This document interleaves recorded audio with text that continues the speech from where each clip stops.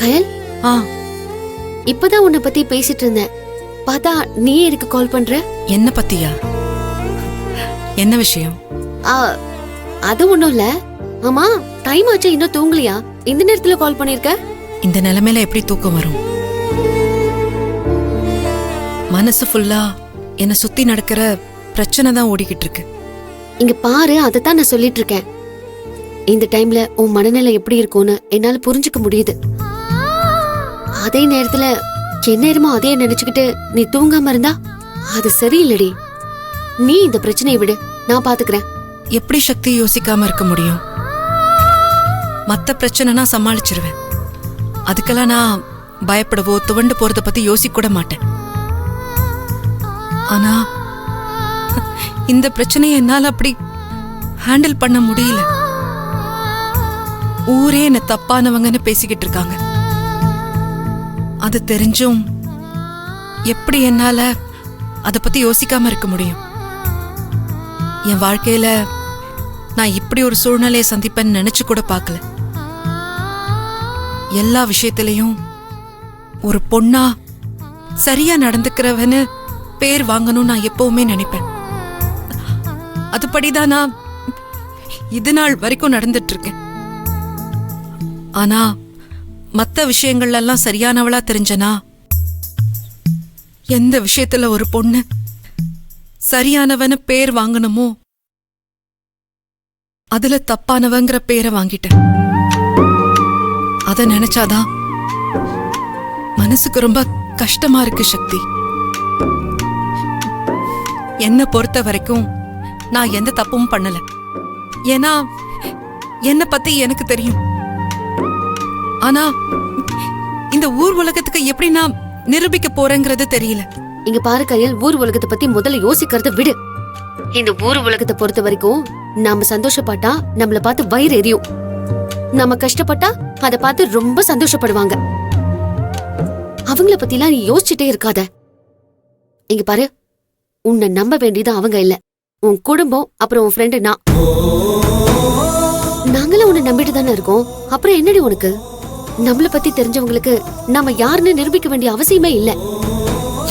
அதே மாதிரி நம்மள பத்தி தெரியாதவங்களுக்கும் நம்மள நம்ப மாட்டேன்னு பிடிவாதமா இருக்கிறவங்களுக்கும் நம்ம யாருன்னு நிரூபிச்சு பிரயோஜனமும் இல்ல. உண்மை எது பொய் எதுன்னு தெரியும் போது எல்லாருக்குமே தெரிய வரும். அதுக்கு என்ன கொஞ்சம் டைம் ஆகும், அந்த நாளும் வரும்டி. ஏன்னா உண்மை நடக்கும், பொய் பறக்கும். உன் விஷயத்திலயும் அதாண்டி நடந்திருக்கு. உன்னை பத்தின பொய்யான விஷயங்கள் எல்லாம் வேகமா பரவிட்டு இருக்கு. ஆனா உன்னை பத்தின உண்மைலாம் இப்போதைக்கு யாருக்கும் தெரியாம இருக்கலாம். ஆனா நீ பொறுமையா இருந்து உன் பக்கத்து உண்மைய இந்த உலகத்துக்கு நீ சொல்லும் போது எல்லாருக்கும் தெரிய வரும், புரிய வரும். அது வரைக்கும் எதை பத்தியும் யோசிச்சு மனசு போட்டு குழப்பிக்காத. கயல், உனக்கு நான் எதுவும் சொல்ல வேண்டியதில்ல. நீ தைரியமான பொண்ணு. உன்னை பார்த்து உன்ன மாதிரி ஒரு போல்டான பொண்ணா, எதையும் சமாளிக்கிறவளா, என்ன பிரச்சனைனாலும் தைரியமா எதிர்த்து நிக்கணும்னு நானே பல நாள் யோசிச்சிருக்கேன்டி. அப்படிப்பட்ட பொண்ணுதான் நீ. இப்ப நீ இந்த விஷயத்துக்காக துவண்டு போயிருக்கிறத என்னால ஏத்துக்க முடியல.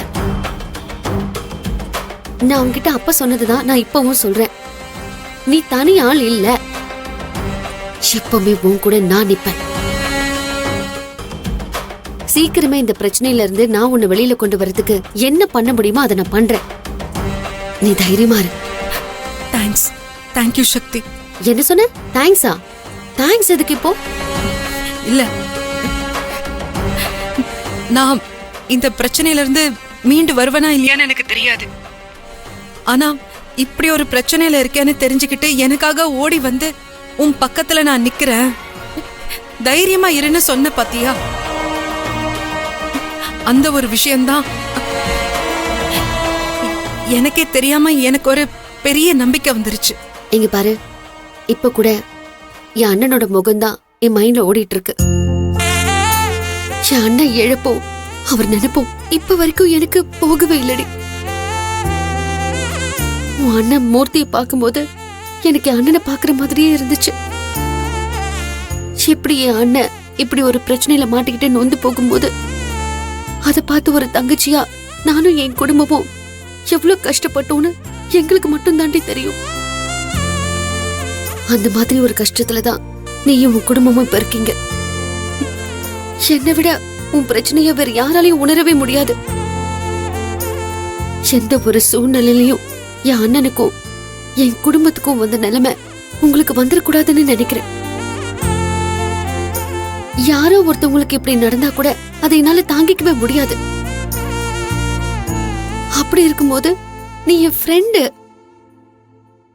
உனக்கு எப்படி நான் அப்படி நடக்க விடுவேன்?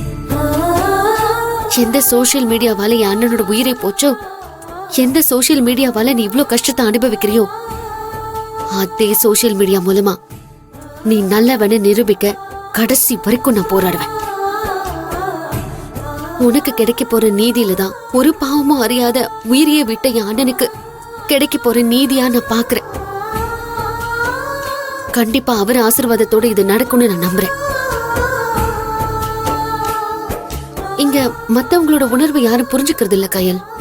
கல்யாண வீடா துக்க வீடான்னு எந்த வித்தியாசமும் தெரியாம எல்லா இடத்துலயும் போனை தூக்கிட்டு வந்து போட்டோ எடுக்கிறது வீடியோ எடுக்கிறதுன்னு எல்லாரையும் கஷ்டப்படுத்திட்டு இருக்காங்க. போனையும் சோசியல் மீடியாவையும் பாசிட்டிவா பயன்படுத்த வேண்டியது இந்த மாதிரி சிலர் அவங்களோட சுயநலத்துக்காக பயன்படுத்துறதுனாலதான் எல்லாமே தப்பாயிடுது. சோசியல் மீடியாவை நல்லவங்க யாரும் தப்பா யூஸ் பண்றது இல்ல. சில தப்பானவங்க தான் இந்த டெக்னாலஜிய தப்பா யூஸ் பண்ணிட்டு இருக்காங்க. கொஞ்சம் கூட மனசாட்சி இல்லாம சில நல்லவங்களோட வாழ்க்கையில விளையாடிடுறாங்க. அதனால அவங்களோட வாழ்க்கையே போயிடுது, அதோட உயிரும் போகுது. இன்னொரு உயிர் அப்படி போக கூடாது. எதிர்த்து போராடி ஜெயிக்கிறது எப்படின்னு அதே சோசியல் மீடியால இந்த மொத்த ஊரும் பார்க்கணும். உன்ன மாதிரி பாதிக்கப்பட்டு வீட்டுக்குள்ளேயே முடங்கி கிடக்கிற ஒவ்வொருத்தரும் வெளியில வரணும். இதெல்லாம் நடக்கும்னு நினைக்கிறியா? கண்டிப்பா நடக்கும். நான் நடத்தி காட்டுறேன். அதுக்கு ஆரம்பமா ஒரு ஐடியாவை நான் யோசிச்சு வச்சிருக்கேன். அத கரெக்டா பிளான் பண்ணி நம்ம பண்ணிட்டோம்னா உனக்கு இருக்கிற பிரச்சனை கொஞ்சம் கொஞ்சமா கம்மியாகிறதுக்கு நிறைய வாய்ப்பு இருக்கு. என்ன பிளான்? இல்ல அப்படி என்ன பண்ண போறேன்னு கேட்டேன். ஏய், நாளைக்கு நீயே நேர்ல தெரிஞ்சுப்ப. ஏய் சக்தி, நீ எனக்கு ஹெல்ப் பண்றேன்னு சொல்றது, எனக்கு ஹெல்ப் பண்ணணும்னு நினைக்கிறது எனக்கு பெரிய ஆறுதலாவும் சப்போர்ட்டாவும் இருக்கு. ஆனா ஒரு விஷயத்த நான் சொல்றேன். என்னோட பிரச்சனைக்கு உதவி பண்றேன்னு வந்து அதனால உனக்கும் ஃபேமிலிக்கும் எந்த பிரச்சனையும் வந்துடக்கூடாது. என் வாழ்க்கையை காப்பாத்துறேன்னு உதவி வந்து உன் வாழ்க்கையை பாதிச்சிடக்கூடாதுன்னு தான் நான் இதை சொல்றேன். உனக்குன்னு ஒரு வாழ்க்கை இருக்கு.